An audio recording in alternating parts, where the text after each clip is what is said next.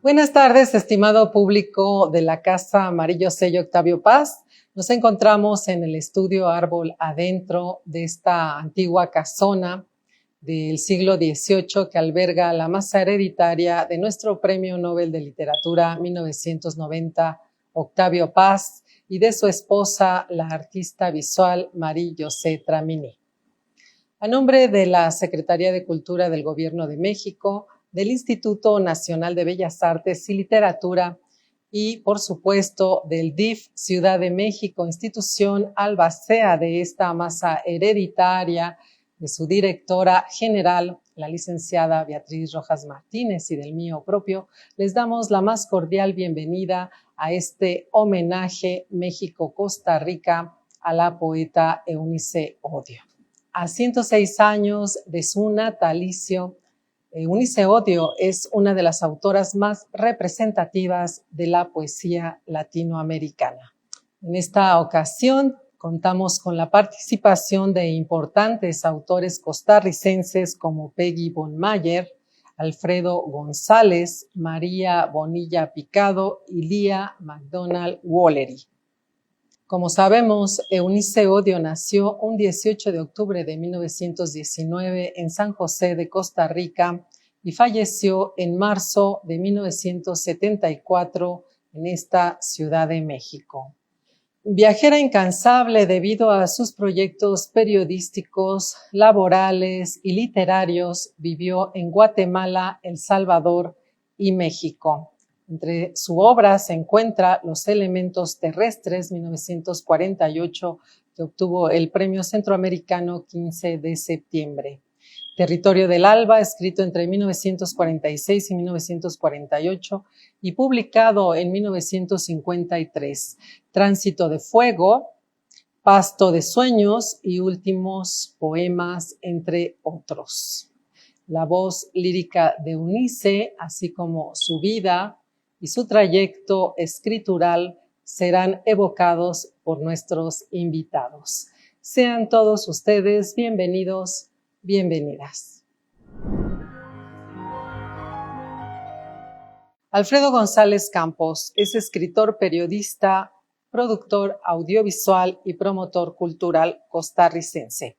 Ha colaborado para diferentes medios escritos, organizaciones no gubernamentales y en los sectores público y privado. Es un apasionado del patrimonio costarricense. Combina sus labores como profesor universitario con la investigación en los campos literario, arquitectónico y musical. Su obra editada incluye sucesos revelados, tanto con B como con V, es decir, de revelación y de rebeldía, una colección de relatos, y Las malcriadas, historias de mujeres que se salieron del canasto, Letra Maya 2023, un testimonio coral de las vidas de 9 mujeres que enfrentaron al patriarcado. Ha publicado artículos, brindando conferencias, entrevistas y liderado proyectos de interés cultural. Es grande el mundo, Eunice, grande, como el tranquilo resplandor de tus ojos, pero no siempre es verde. En Uxmal, una tarde redonda, todas las golondrinas convergieron desde los 4 puntos cardinales hasta el verano fiel de tu sonrisa.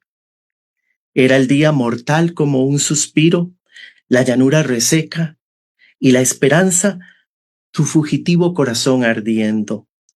Fue entonces cuando, como el alma se embarca hacia lo oscuro, tú iniciaste tu paso hacia el imperio fúlgido del sueño. Una corona de alas te ceñía y con sus pasajeras hermanas palpitaban 2 golondrinas presas en tu pecho.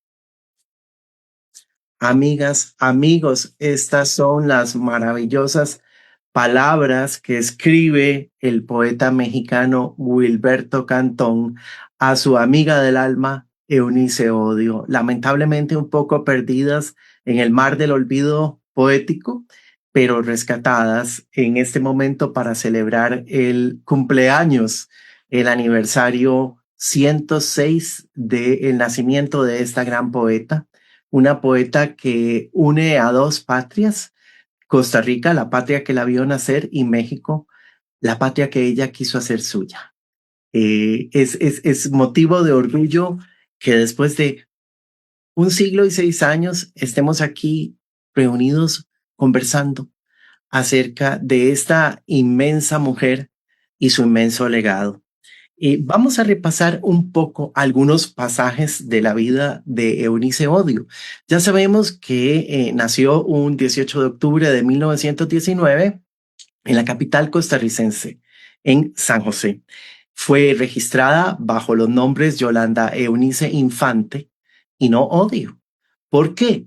Porque así se registraba a los hijos que habían nacido fuera de matrimonio en aquella época. Eso no significa que la figura paterna fuera ausente, todo lo contrario, siempre fue el proveedor, siempre fue la persona que estuvo cerca de su hija e incluso quien la curó cuando a los pocos meses de haber nacido se quemó en un accidente doméstico. Le evitó llevar por el resto de sus días cicatrices del dolor y con amor paterno la supo cuidar. La niña Eunice a los 7 años es bastante inquieta.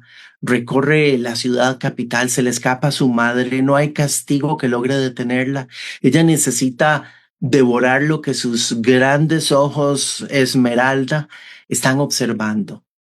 Ese es el primer entrenamiento de nuestra futura poeta, de nuestra futura escritora, el observar todo lo que acontece en la ciudad, y necesita hacerlo porque la niña está presa dentro de una dicotomía.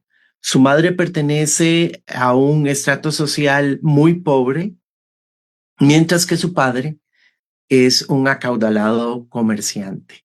Entonces la niña vive en escenarios de necesidad extrema y al mismo tiempo de demasiada riqueza en la familia paterna.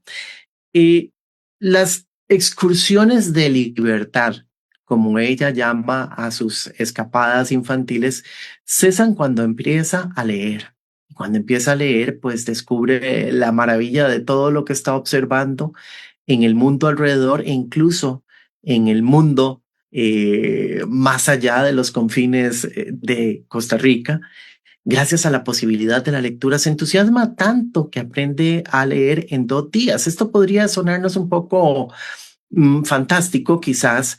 Lo que ocurre es que su mamá ya le había enseñado el alfabeto previamente y también el valor fonético de las letras.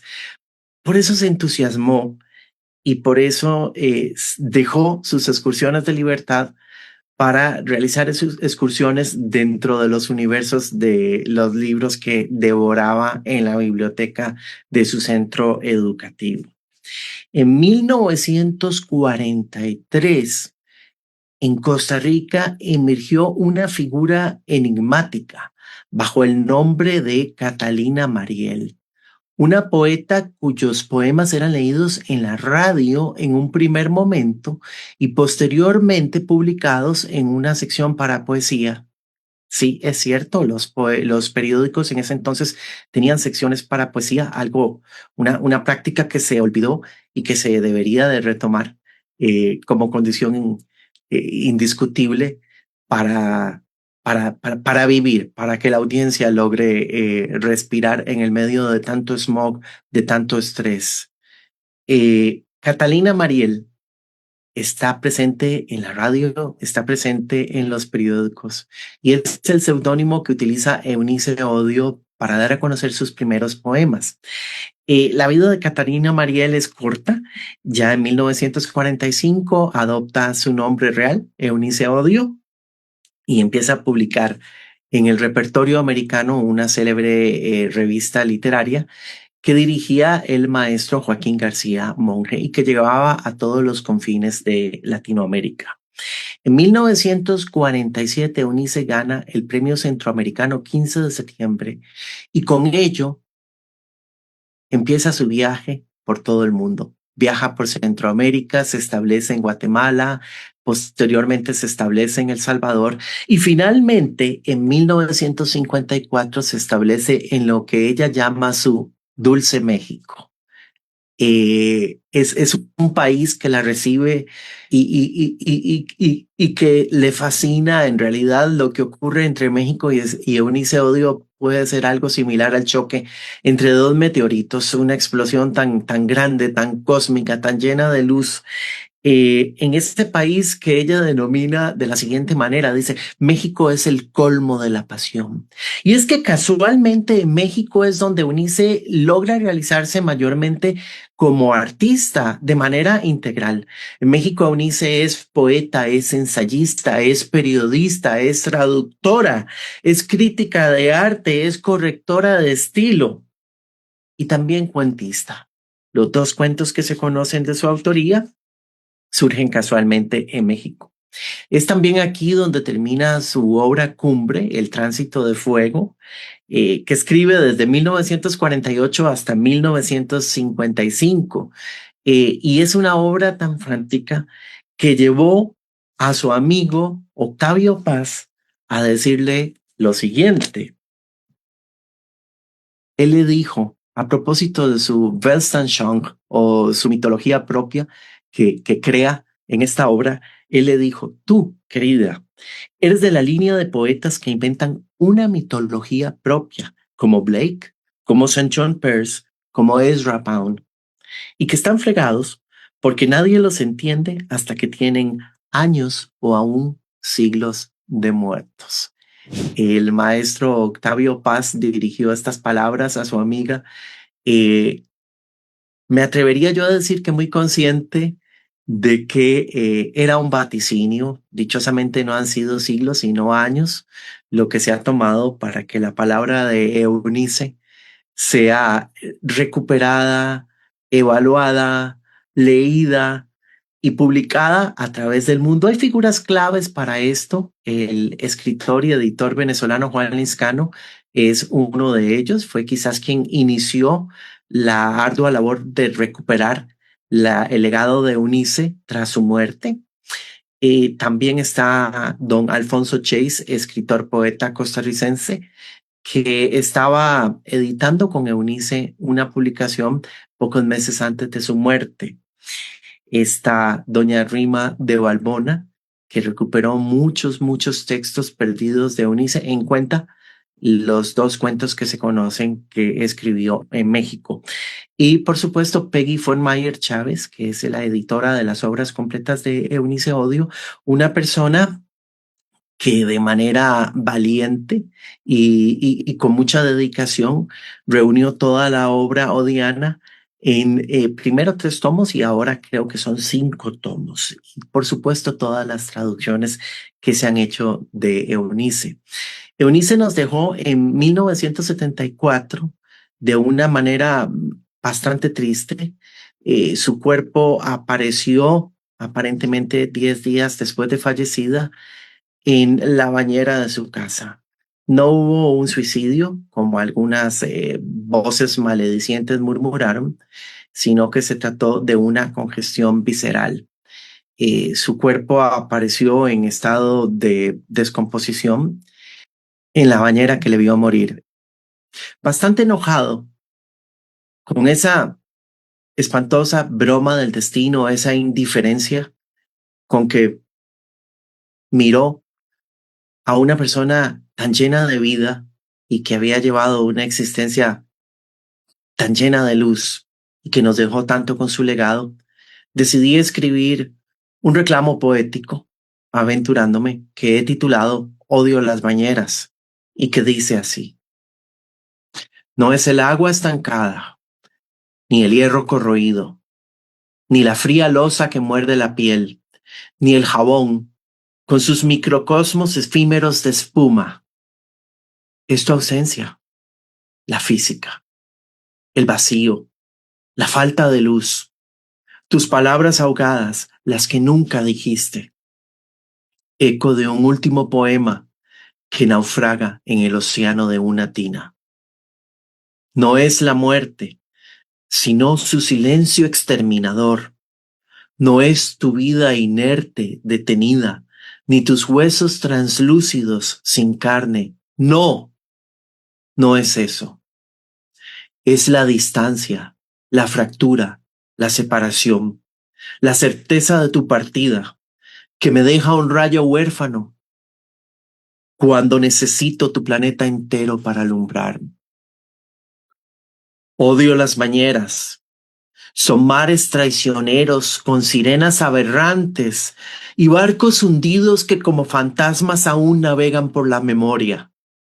Odio las bañeras y las garras de sus pestilentes desagües que siempre cumplen la promesa cruel de llevárselo todo.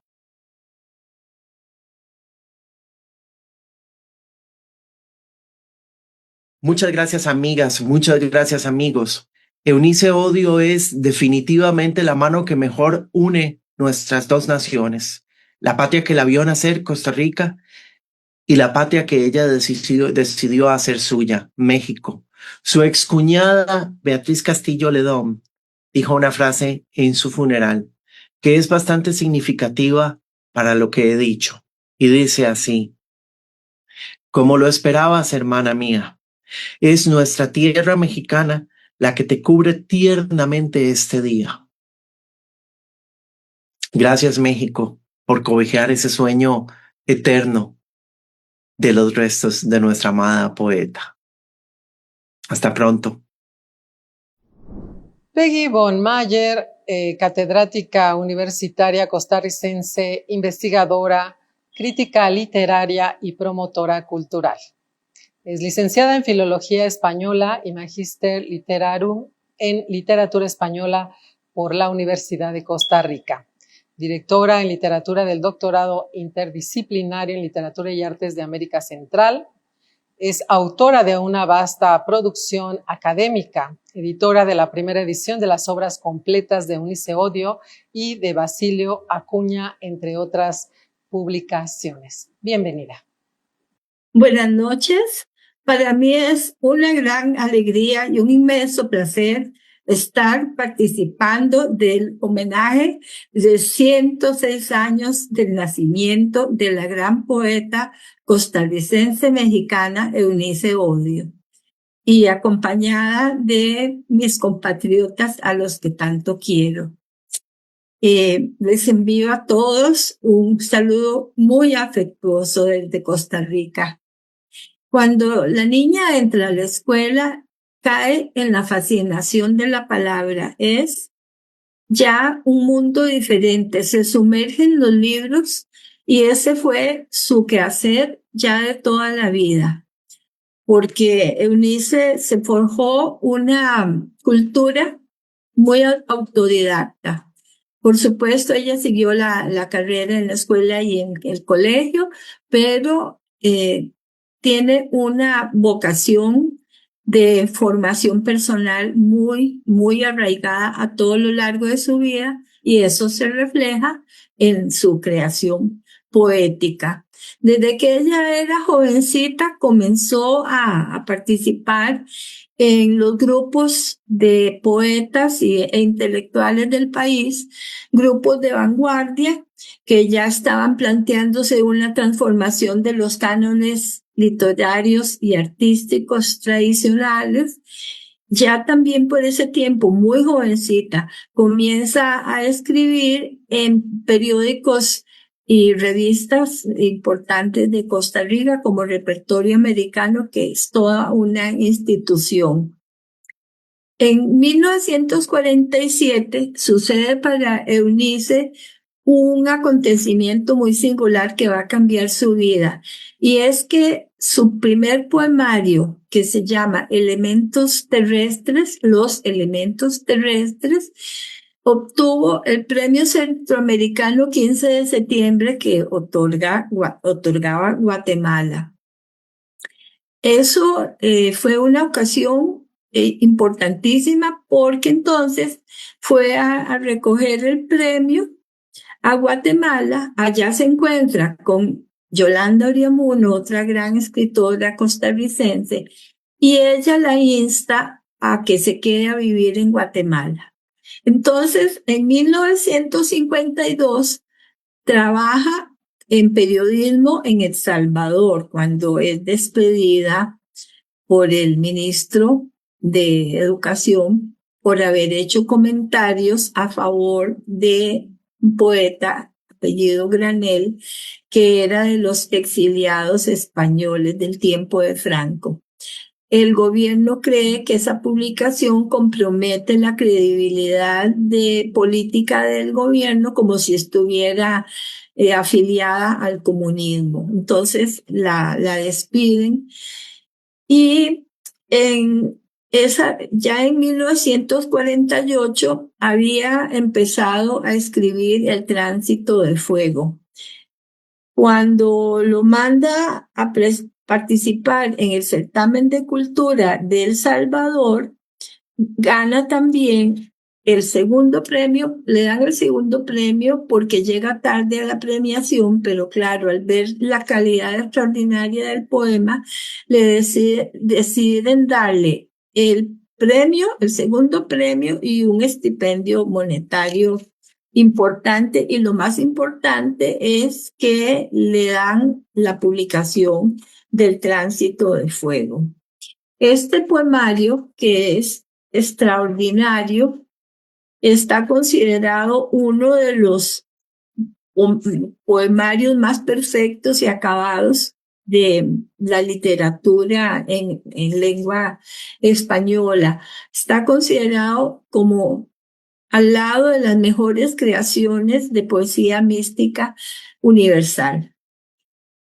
Entonces, hasta la fecha, sigue El Tránsito de Fuego ocupando lugares de privilegio, porque ahora para el centenario se editaron varias ediciones en España, en Argentina, en Costa Rica se volvió a sacar, se sacó en Uruguay. Bueno, en fin, ha tenido un recorrido importantísimo y sigue siendo objeto de numerosos estudios, artículos, reseñas. Ha sido traducido y publicado al inglés también. En 1956, así casi como a la par de este premio tan importante, ella viaja a México a residir allá. Allí escribe en periódicos, en revistas, hace periodismo cultural, trabaja como crítica de arte y como traductora de libros del inglés al español.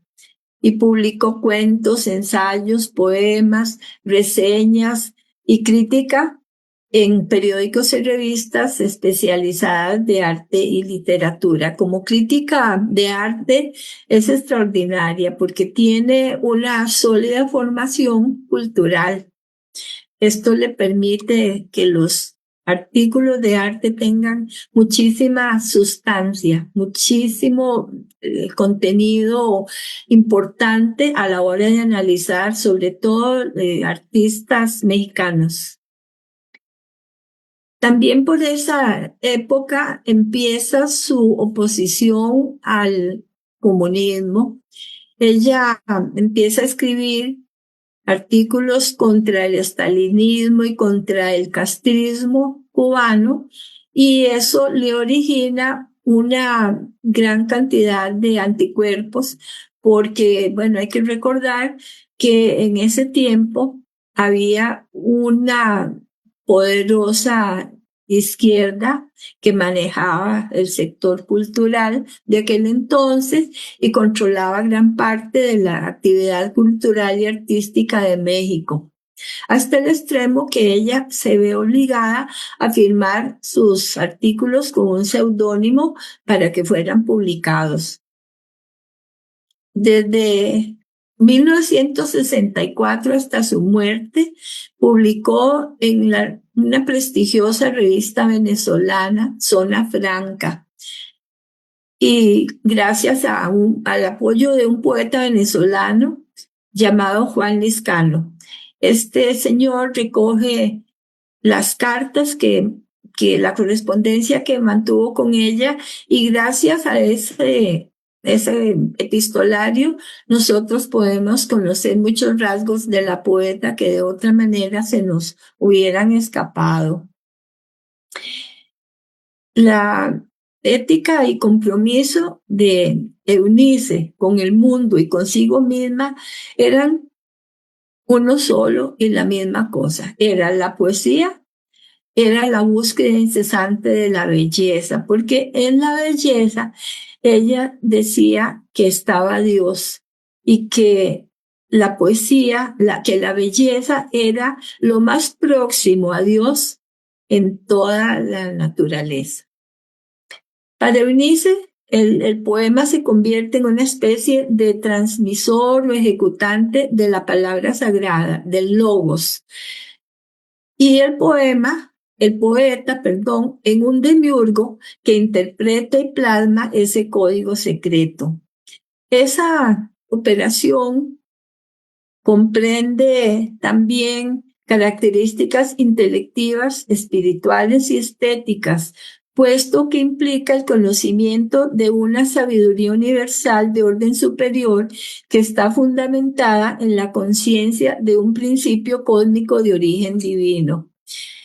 El universo poético de Eunice Odio tiene dos grandes vertientes. Esta que estoy mencionando, que es sobre todo basada en la mística judeo-cristiana, y la otra es el erotismo, la otra corriente. La primera implica la noción de una visión trascendental que se ubica en el orden de lo metafísico, del logos, como ya se ha mencionado. El referente de la segunda, a veces matizado también con elementos bíblicos, o sea, la poesía erótica está matizada con elementos bíblicos, y ese referente es el amor, la carnalidad, la pasión, de la cual habló abiertamente. Desde entonces, los poetas están marcados por los elementos terrestres, porque casi que nadie se había atrevido, por lo menos en la cultura que le tocó vivir a ella, a hablar tan abiertamente de la sexualidad, del cuerpo, del placer erótico. Eso abre caminos de interpretación y de expresión a muchísimos poetas. Y por supuesto, destruye el paradigma de mujer fundamentado en el modelo patriarcal. Entonces, con esa forma audaz y clara y desinhibida de cantar la sexualidad, propició formas expresivas innovadoras en la poesía hispanoamericana, dando paso a otras voces femeninas en las cuales todavía resuena el eco de sus palabras. Ambas vertientes gravitan en torno a un solo eje, la belleza. Quizá lo esencial es comprender que para Eunice Odio, el mundo de las ideas y de las formas se encontraban estrechamente entrelazados con la función suprema de crear, con su capacidad de imaginar, cuya originalidad consiste en esa aprehensión nueva y fresca de una expresión inédita, una mirada de múltiples dimensiones, pues su creación artística es sobre todo una función de contenido espiritual. Poseía una vasta cultura artística, estética y metafísica.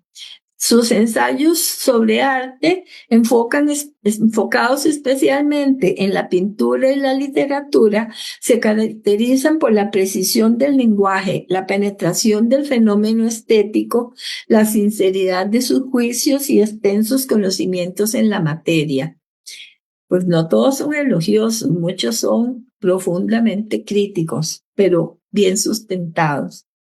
Además, incursionó con mucha seguridad en el ensayo político, en que se observa una gran rigurosidad y exigencias expresivas, aunadas a la aguda percepción de sus juicios no carentes de mordacidad e ironía.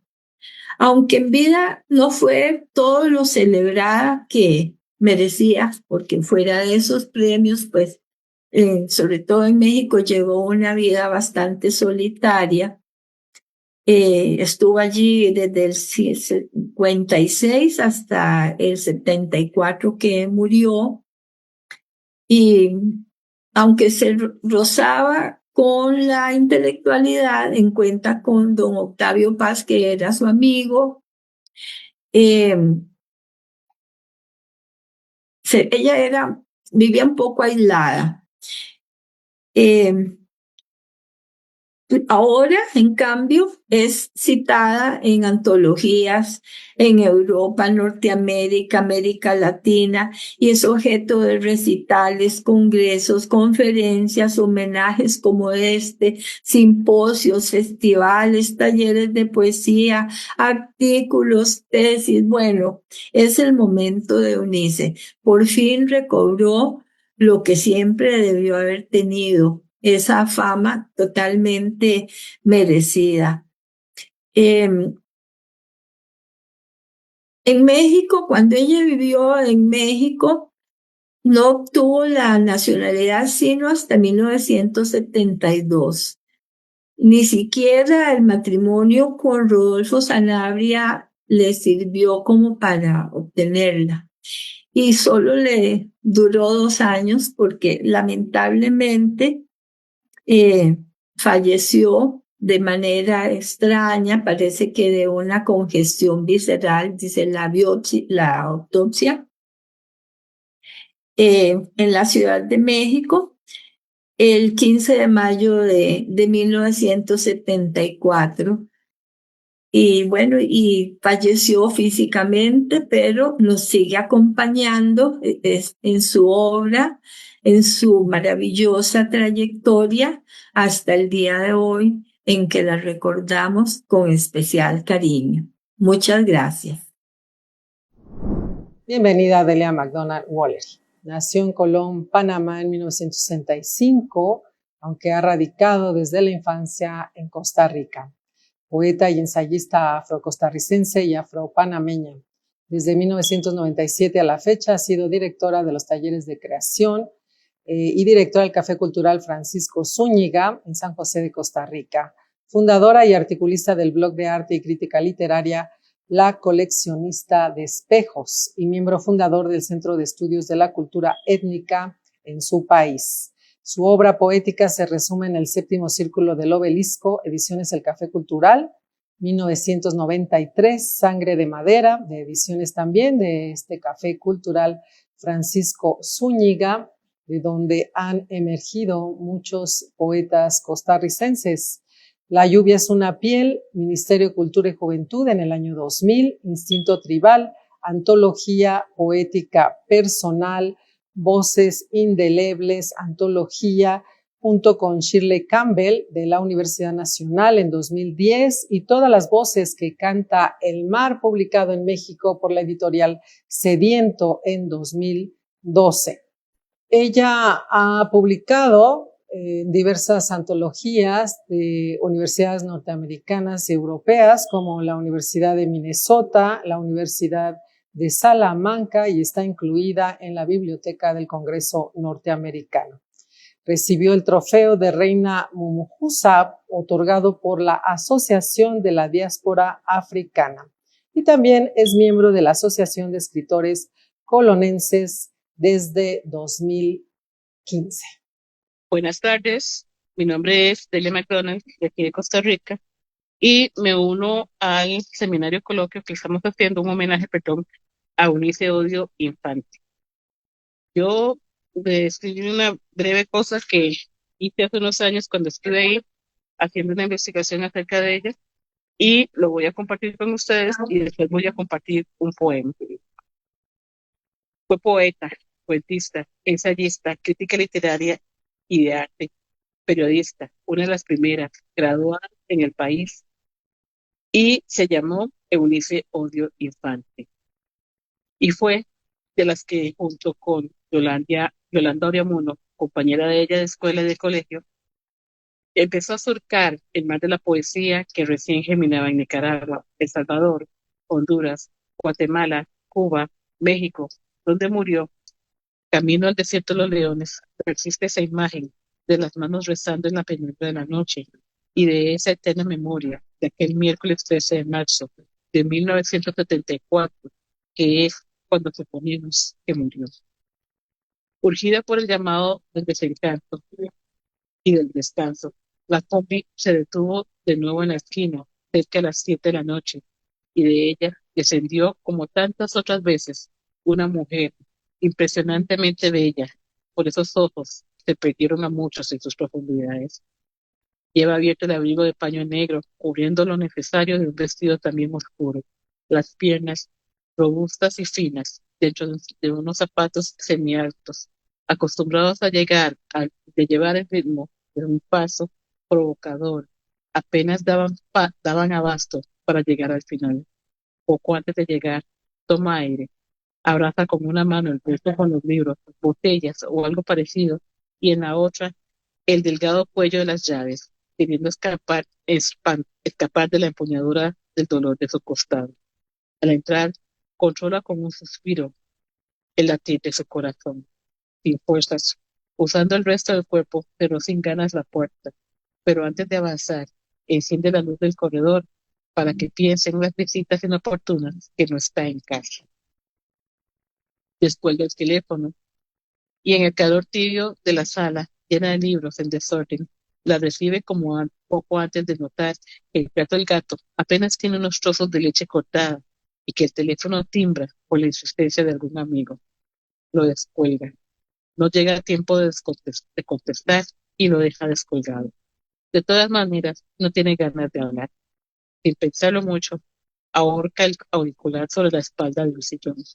Pone algunas cosas sobre la mesa del comedor. Luego, volviendo uno a uno el ambarino olor de los recuerdos, Yolanda viene a ella, destrenzando el nudo de la cortina, como si le avisara que estaba ahí, esperando.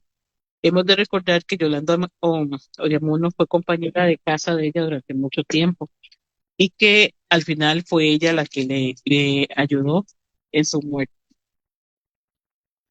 Debe ser un sueño, nada más puede ser. Toma asiento en la mesa y se sirve un caballito de tequila mientras enciende un cigarro. 2 o 3 dobleces más tarde, siente un nuevo piquete de dolor. Es más tenue, pero fuerte. Se le duerme la mano, empuja a un lado el vaso tequilero y se levanta. A su dormitorio. Tal vez, si descansa, el dolor se irá como otras veces. En medio está el baño y después la suya. La puerta de Yolanda está abierta, como si acabara de salir corriendo, como siempre lo hacía. La cierra sin mirar adentro. Abre la llave de la tina y deja que comience a llenarse. Entra a su habitación. A duras penas se quita las ropas y luego se sienta desnuda en el filo de la tina antes de entrar. Poco después, el desnudo calor del vapor acariciando su cuerpo hace que lentamente se sumerja en la memoria del sueño. Fue fulminante. Murió con los ojos abiertos, como si hubiera querido decir algo a alguien cercano. Juan Liscano. 10 días después, 23 de marzo, la combi volvió a detenerse en la misma esquina, solo que esta vez, apurada por la insistencia del Liscano, de los amigos que desconocen qué ha ocurrido con ella, una sirvienta rolliza y indiada, corre como puede por la alameda. Hace días que la señora no la llama para que llegue a limpiar o cocinar. De camino, se topa con la empleada de la otra casa, paseando al niño. Oye, hace días que los vecinos tampoco ven a la señora de los ojos ciegos, pero la queja va en contra del gato de arriba, que maulla en las puertas ajenas mientras camina por las esquinas, como si quisiera decirles algo. ¿No sabes por qué tu patrona no cierra la llave del grifo? Hace días que está goteando. Ya nos manchó el cielo. ¿Le dices, por favor? A lo mejor algo pasó. Y de paso, te fijas si hay un gato muerto por ahí. Pero no es el de ella. Por aquí anda, por de rincón en rincón, como queriendo decirnos algo, pero no se deja agarrar. Yo te ayudo a limpiar. ¿Sale? A lo mejor está enferma. se habrá caído y no puede levantarse o estará sentada en la esquina escribiendo como otras veces, pero es más probable que se haya ido a visitar a los amigos en la provincia. Piensa ella, siempre hace lo mismo, se pierde por días, sobre todo cuando está escribiendo. Al pasar, ve un policía en la esquina, hablando con otra vecina que la señala. Ella sigue, le urge llegar, y ya la otra le dijo, a la señora le molesta que le pregunten sobre ella a los vecinos. Además de que fuera para tanto, poco antes de entrar, la alcanza el policía.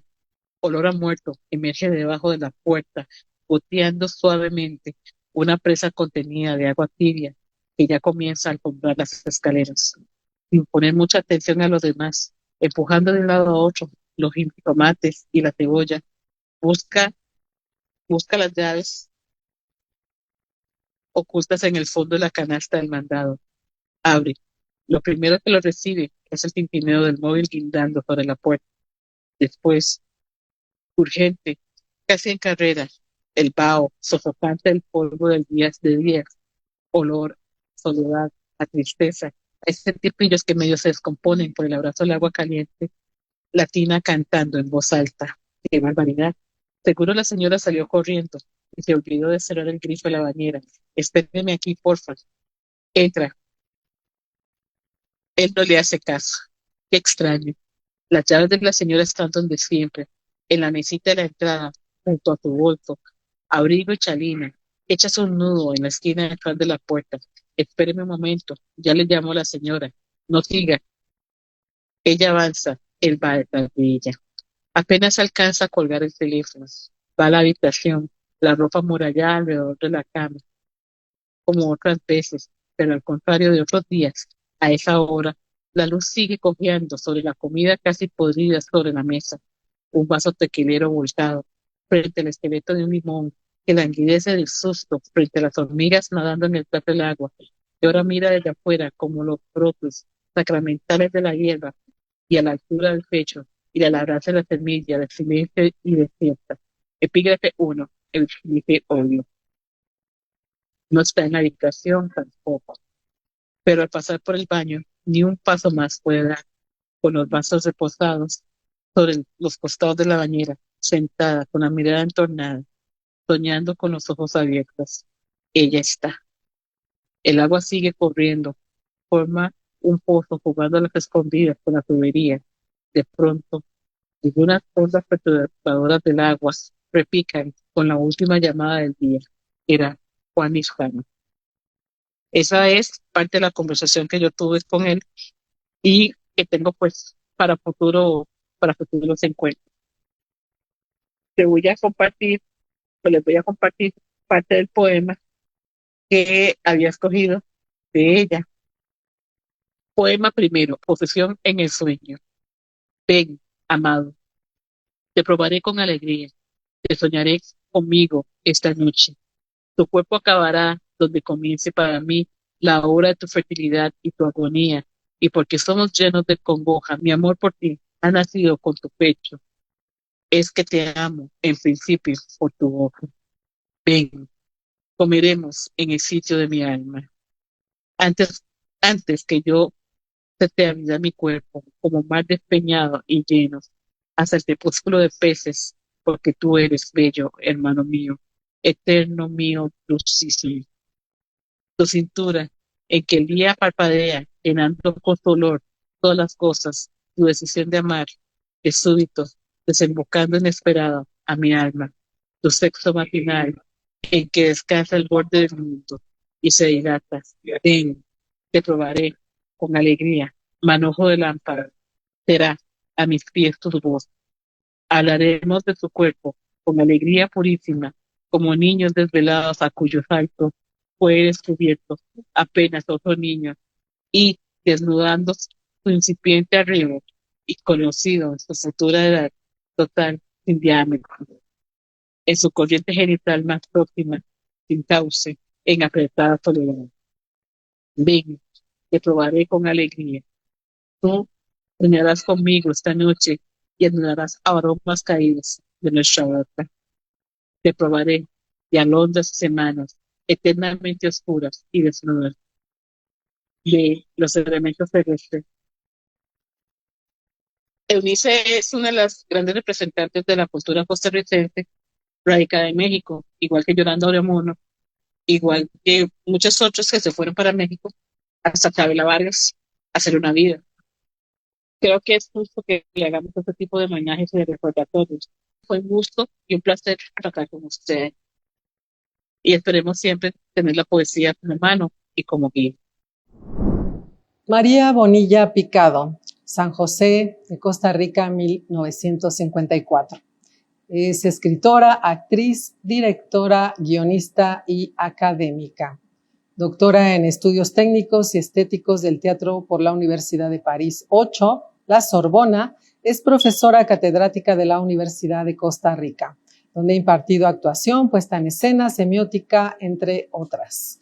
En 2005 a 2009 dirigió la Escuela de Artes Dramáticas y el Teatro Universitario de la Universidad de Costa Rica.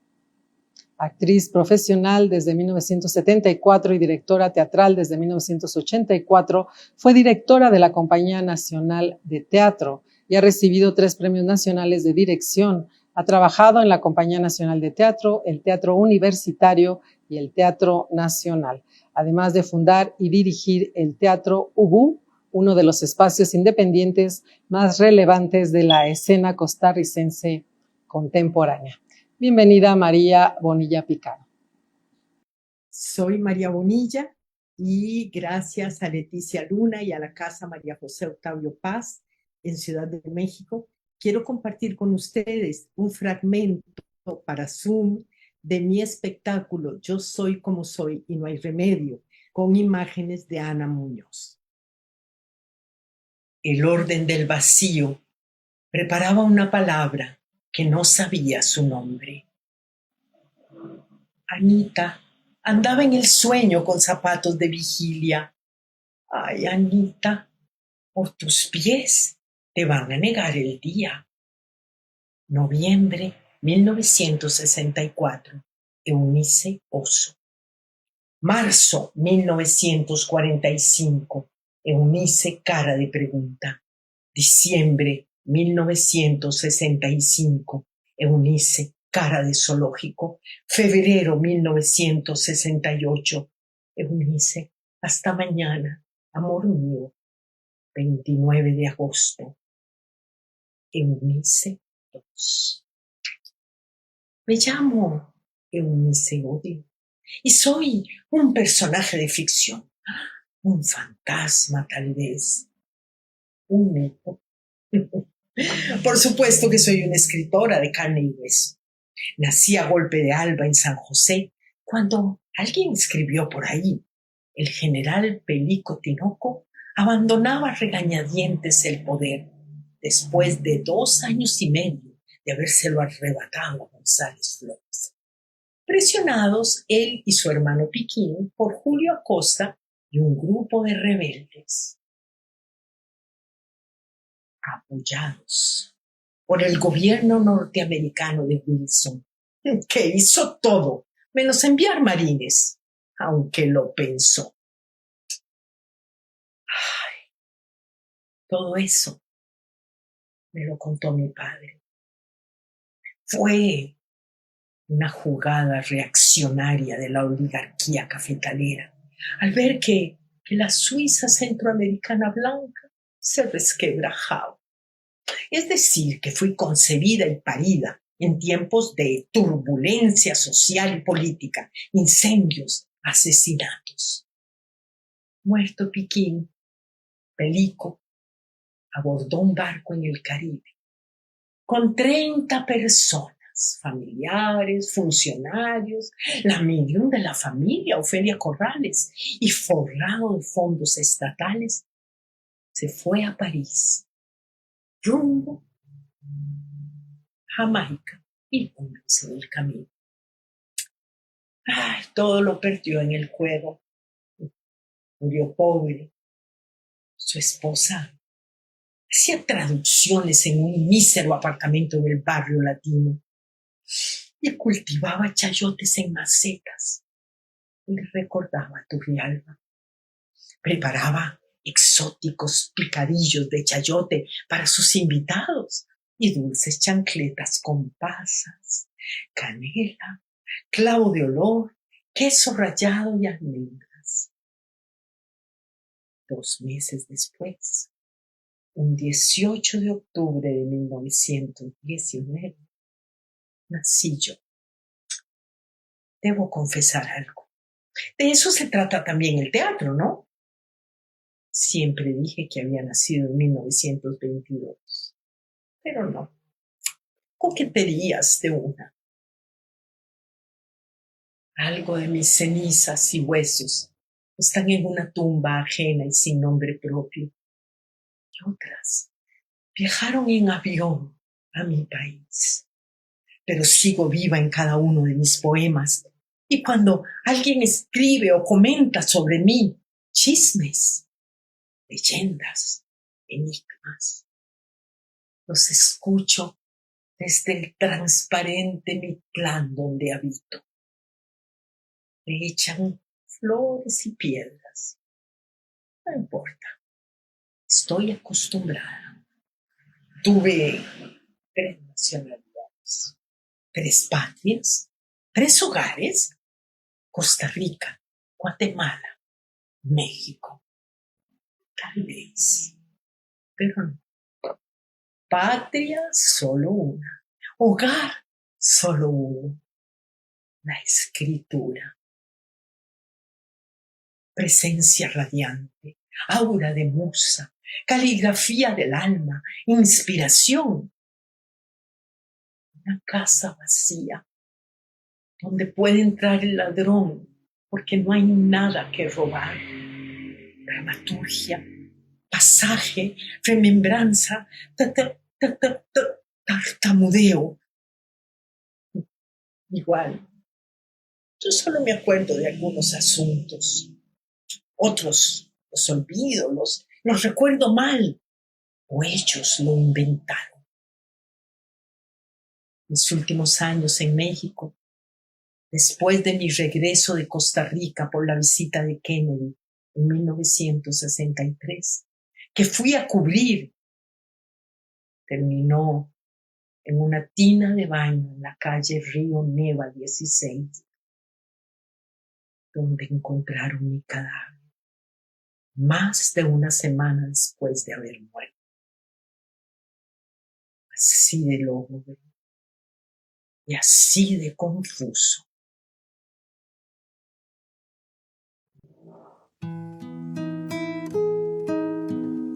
Morir es simple. Vivir, en cambio, es la complicación de la simplicidad que es creer hasta el fin. Yo sé que todo lo que caminé, lo caminé para hallarlo. Que tal vez caminé muchas vidas para llegar. Que mis caminatas por París son simbólicas de algo que tiene miles de años. Ay, yo me voy a dormir. Es tarde.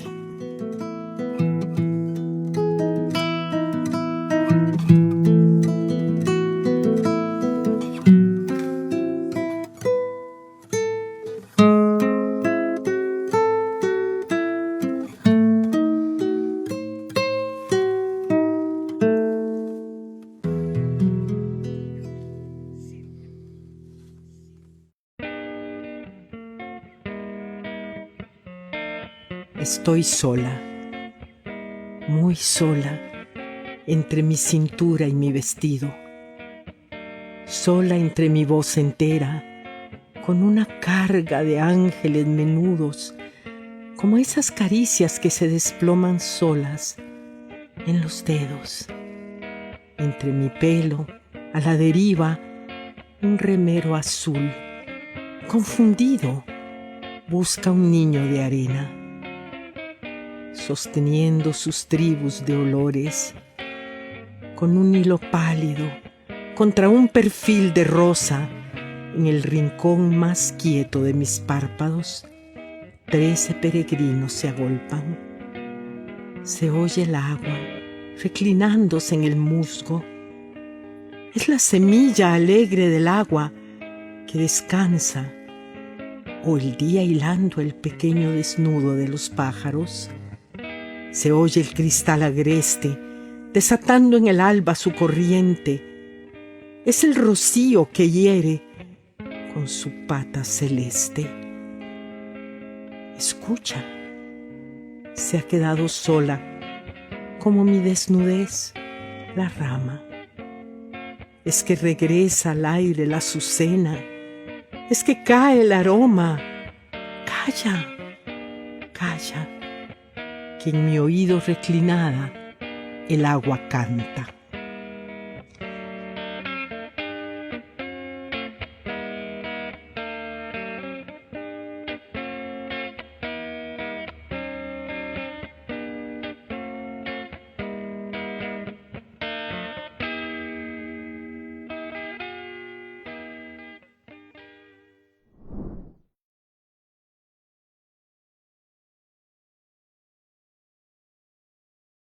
Gobierno de México.